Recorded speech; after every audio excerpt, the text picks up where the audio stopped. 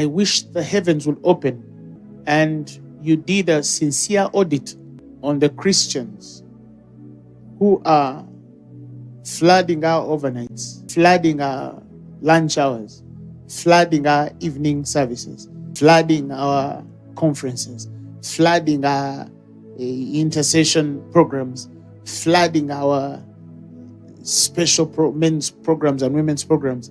I wish God would open the hearts of those people, and you will discover how many people are in church because they have problems, because they are dealing with challenges, because it's a source of income and the ministry is going to pay them monthly, because they don't have anywhere to go, and so they would rather find solace around brethren who understand them, because she's old and she wants to get married, and there's a gentleman in the church who told her, you either come to my church or we are no more, because he has seen a beautiful girl and is in the church every day because he's poaching my daughter,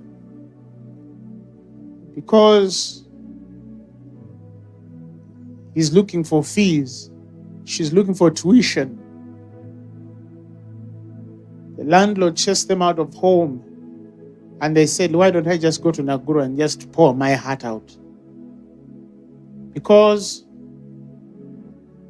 they just got a termination letter and they need to be in the presence of God to heal. Because their boyfriend or girlfriend said, you know what, this relationship is not going to work. And instead of committing suicide and taking rat poison, they said, you know, let me just go in the presence of God. Maybe apostle, pastor, or prophet so-and-so will say something that will heal me. This that I'm telling you is the very reason why our generation cannot see God. Jeremiah says, you will seek and find me when you seek me with all your heart. With all your heart. 29:13. And you shall seek me and find me when you shall search for me with all your heart. There is no man who seeks God truly and does not find God. There is no man who is genuinely hungry for God and they don't find him. In my primal years of life, specifically when I was in university and I met young men who could pray, I always asked God, what happened to some of these people? Why is it that they were praying, they were fasting, but they just never seemed to crack something? They just never seemed to break through. They just never seemed to see you and experience you. Did you have favorites? Were there people you loved more and loved less? The Lord told me, my son, I know all their hearts. I'm not here to judge any man or criticize them because I'm not God. I don't know who was who and where they were in their lives. But I could see that there was a definite frustration with some of these people who we sought God with, because you could see that they asked this person has sought God for. Surely,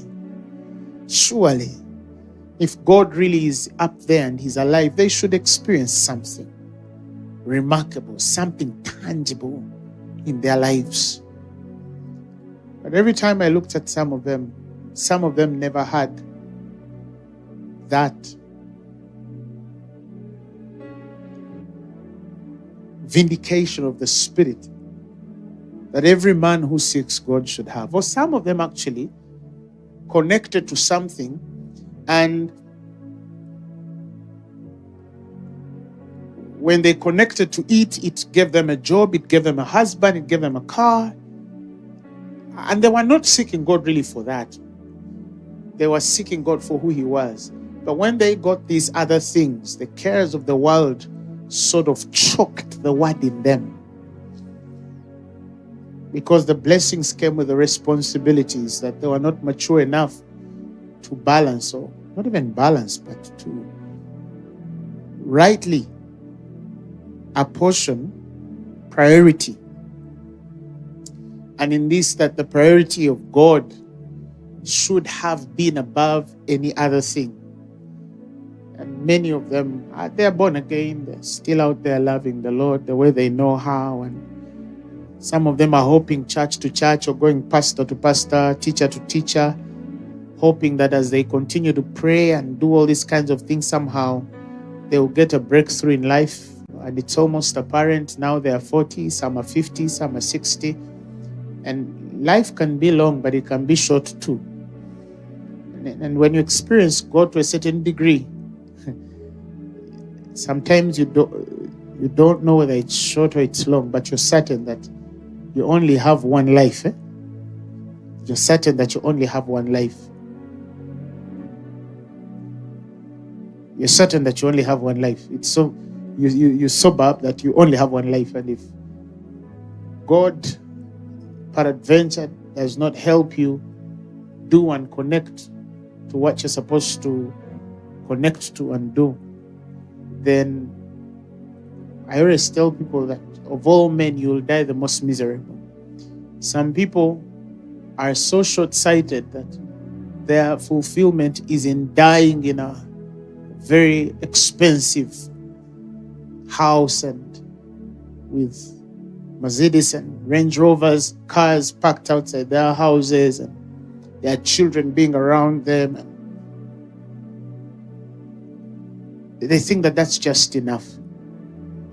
But I discovered that it's also a certain place in God for your heart to ascend to a deeper level of understanding and appreciating divine purpose. That sobriety that every Christian should have. And I believe that was in Paul when he said, "Not that I have attained, but I seek that I may apprehend that which Christ apprehended me for." Why me? Why am I the one preaching to you today?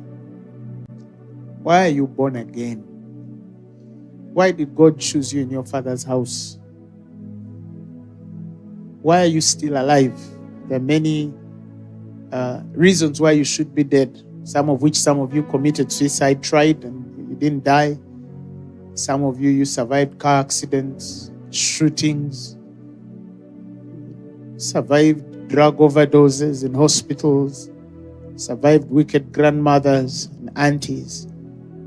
Last week I met a young man, a man of God, whose stepmother hired somebody to poison him at the funeral of his father. And the person who was going to do it somehow could not do it and exposed it. At the funeral of his father, because he was a stepson, and she didn't want him to inherit part of the properties that the father had left, she asked or paid somebody off to put poison in this young man's porridge so he would die. And she's a mother too who is raising children. And somehow she thinks that in the sum of all things, she will kill another woman's child and have all the wealth for our own children. I tend to think that's why some people's children have problems, or that's why some of you are carrying the challenges you're having. Your parents have done things that you would never imagine they could do. And the thought that they could imagine that you could enjoy freely what they would not allow another man's son or daughter to enjoy. It's also proof that some people do not know the ways of God, or that they don't believe that there is a God above. So,